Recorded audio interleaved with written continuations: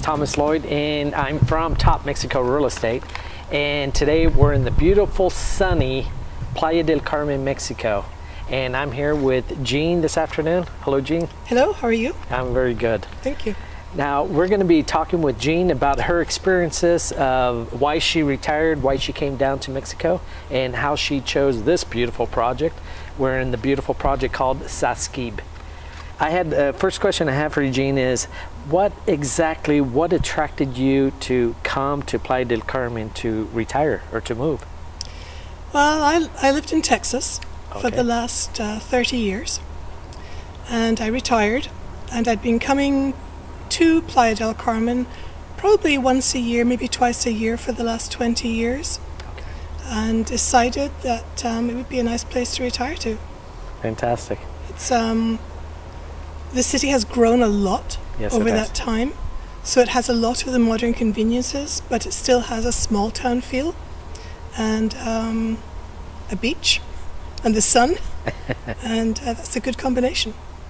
And talking about the beach, what type of hobbies do you have that you practice that I can follow here? Yes. Well, I like to swim. Okay. And I like to sunbathe, and I walk. Good. So I can do all of those right here. Right here in El Cielo? Right here in El Cielo. It's a larger complex, so there are lots of walking trails. We have a pool here at Sasquib. I see that. Which gets excellent afternoon sun.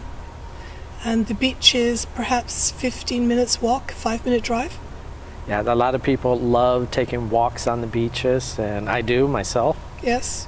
And this looks like you can do some laps here. Yep, it's an 18-meter lap pool. Okay. And I do. Oh, that's good. So I've been working up to over 500 meters and hope to keep going. Oh, fantastic. That's great. Jean, what would you say is your number one reason? Why did you choose to retire? Your number one reason why you chose Mexico and maybe not Florida? I know you're from Texas, but what really attracted you down here? Well, I did actually look at Florida. But when I really got into the value for money on housing and the cost of living, Playa del Carmen just came out number one. Very interesting. I'm noticing that a lot. There's a lot of us Americans, we're looking, comparing the costs of living, and this has been one of the top 3 items that a lot of Americans and Canadians, why they find Mexico very, very attractive. On the other side, what was one of your biggest worry or concerns about moving and living here in Mexico? I think the biggest concern was medical health coverage. I have Medicare at home, I have Medicare Advantage, and was quite happy with that. So I wasn't really sure what I could get here and how much it would cost, but I've since looked into it and there are plans available. Now, when you get to a certain age, there is actually only one plan available, but it's still reasonably priced. So if I want to take actual coverage and pay on a monthly basis and have everything covered, that would be the thing to do. I still haven't decided whether I'm going to do that or just pay on a per occurrence basis. Okay. So, you know, I actually had several questions from other Americans. Is it true when you have Medicare that you need to go back to the United States every 6 months, or that has nothing to do with it? For Medicare coverage, no, I don't believe there are any restrictions. I'm here on a permanent resident basis, so I don't have the need to leave the country every 6 months, I think it is, and come back in. And they may be referring to that, maybe a visa thing rather than a Medicare thing. That could be. Or probably they're talking about the Canadians. I think their system, it has a little bit more restrictions on that. Oh, it may well do. Yes. Now, coming back to another question, Jean, what were your top 3 concerns when you were buying and living in Riviera Maya, Mexico? Well, first of all, because of the property laws for non-Mexicans, I was a little bit concerned that the property wouldn't actually be mine. Okay. Then I wasn't sure of exactly how I would go through the process. And I guess being protected from hurricanes was the number three. So I found a lawyer, Okay. a real estate lawyer. Actually, my agent put me in touch with him. Good. And he was excellent. Everything is set up through a trust. Right. You have full ownership. It's just done differently. Right. You have the right to will your property to someone else Exactly. should you die. So that's all set up in the trust as well. And from a hurricane point of view, I had hurricane shutters installed on all of my windows and doors, so I feel fairly secure. You know, with the bank trust, and I agree with you. It's a big benefit when you have a bank trust. It's just like a regular bank trust up in the States, in Canada. With the bank trust, basically the first beneficiary would be Gene or whatever American is buying the property, and then right there in the same trust you can put second beneficiaries in case you pass away, or Yes. in that case, and there you can put as many people as you want, 2, 3, 4, however many people, and it's actually a very nice automatic process that legal ownership transfers quickly, automatically. You don't have to go through a whole court system. So that is Yeah, that was attractive. That's Yes. nice touch. exactly. Gene, now I'm sure right when you were going through the process of finding the property and putting in the offer, I'm sure back home in Texas, you had a lot of friends or family. They were probably asking you a lot of questions. Are you sure? Are you sure you want to do this? How did you respond to them? Well, I did. I mean, there were a lot of questions. A lot of people thought I was insane to be moving out of the States. But I'd put a lot of research into it, and I put a lot of thought, and it took me over a year to find the correct properties. So I'd been coming up and looking at properties. I looked all over Playa del Carmen. I looked at houses.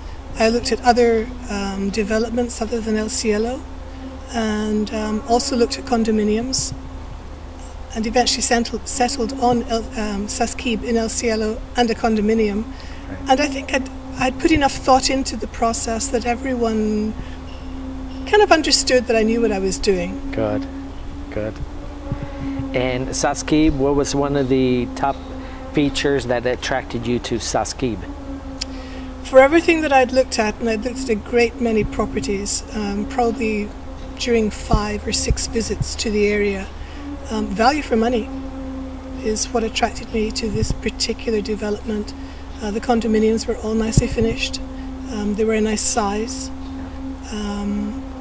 And it wasn't too big, only 20 units in the development. Right. So enough to have neighbors, but not to be too busy. Now, Gene, are you single? Did you come down here by yourself? Yes, I came down by myself. And how is that? Do you feel worried, violence, or insecure?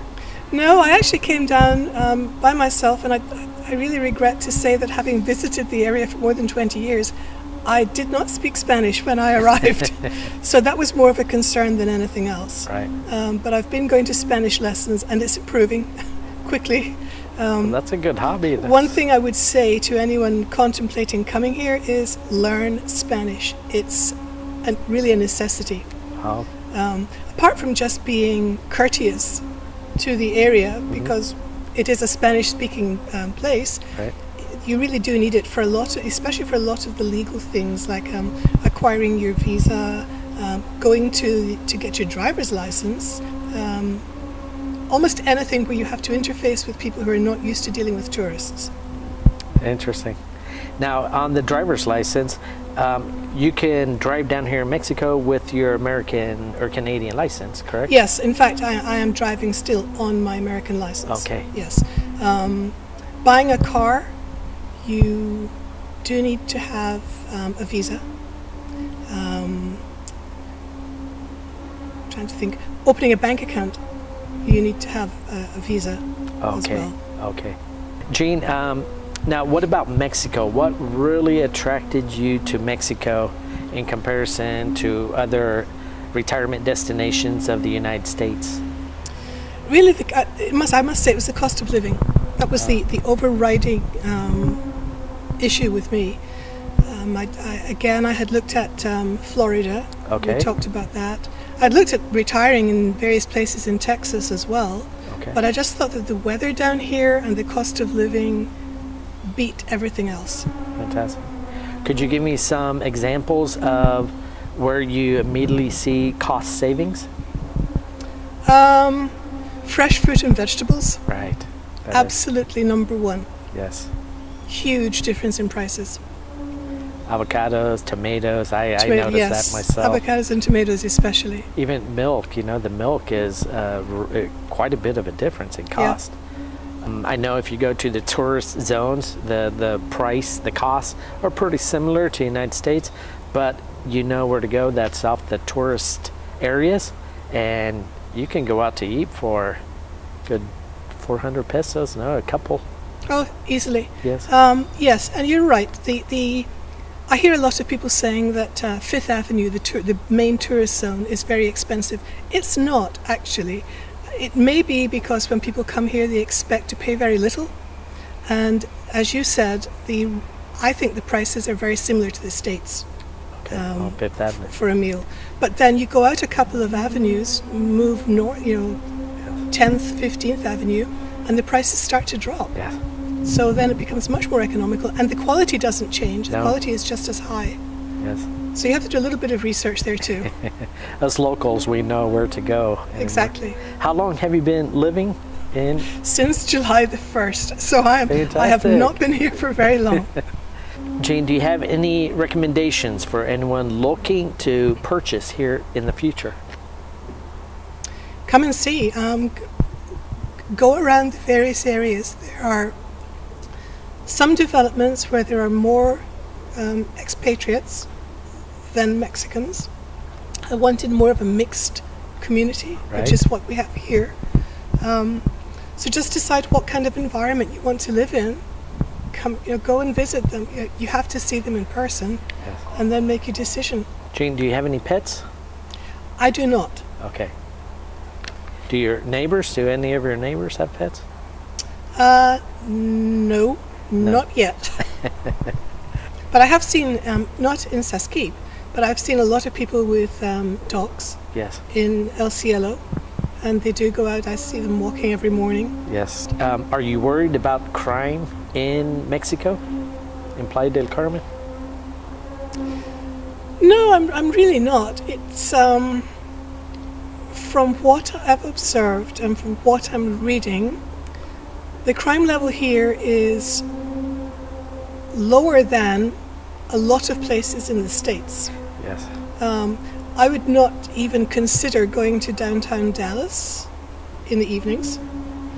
I certainly wouldn't walk around cities like Chicago or Detroit. Right. So compared to major cities, no, the crime level is lower. I think lower. I feel just as safe. In fact, I think for the Mexican government, that's national, that's a statewide, even the city, tourism is so important to the industries, to all the well-being of all the people here. They put a lot of attention to make sure that the crime is well taken care of and abolished, trying to keep it under control. So I see that great effort down here in Mexico. And I have 2 kids, and I've never had a situation where I was worried about the crime with them. And the kids are 13, 14 right now. So Yeah.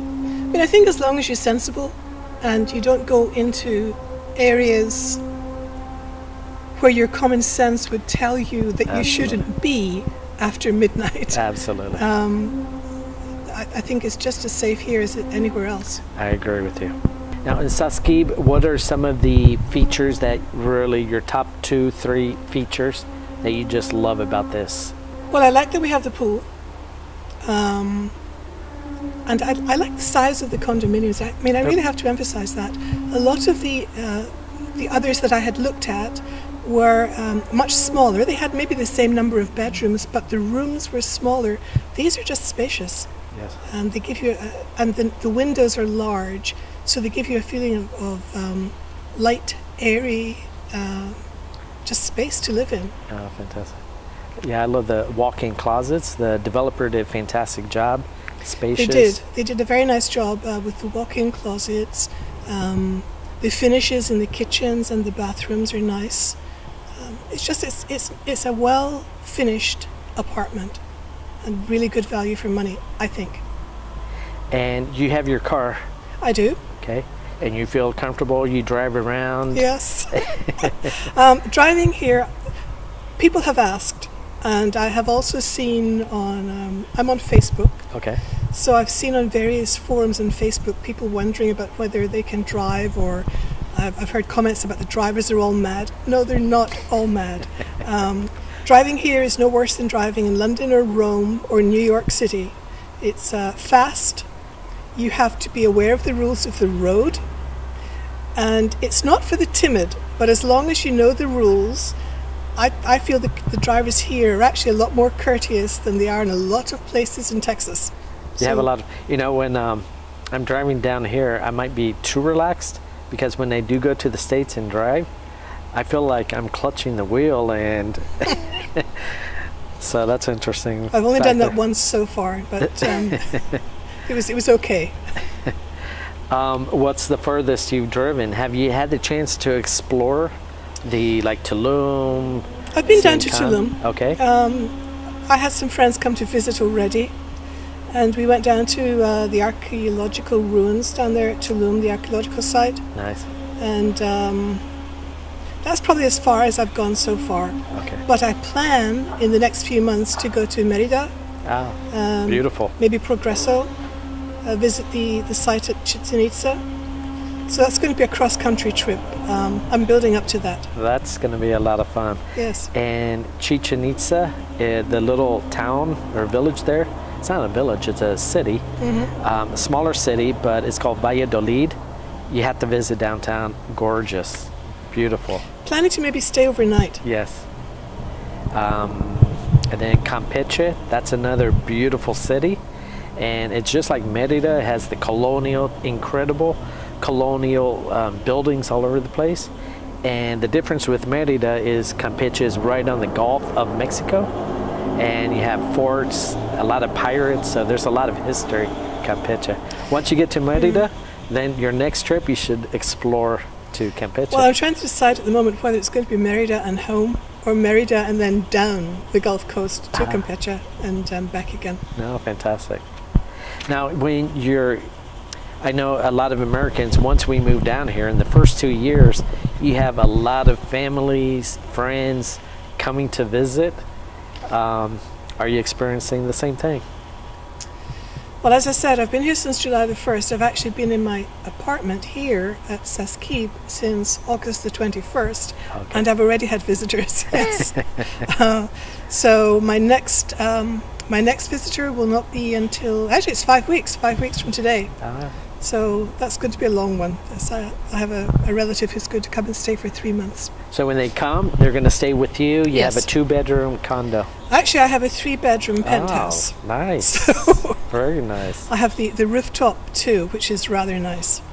Well, that's going to be fun to receive all your friends and Yes. family. You'll be the great host, the expert of the Mayan culture. I hope so. By then, you'll probably know Spanish. Yes, my Spanish should be good by the end of the year. Well, it should be a lot better than it is, let me put it that way. But that's fun, right? You're taking classes right now. Yes, I am. So you're meeting other Americans taking classes? Actually trying to stick with Mexicans. Okay. And being forced. So my professor already has chosen to only speak Spanish to me in class. So Good. Any questions I have or any answers I get are all in Spanish, which makes for some interesting conversations. Well, muchas gracias, Jean. Gracias por la entrevista. And I'm Thomas Lloyd. This is Top Mexico Real Estate. Thanks a lot for watching.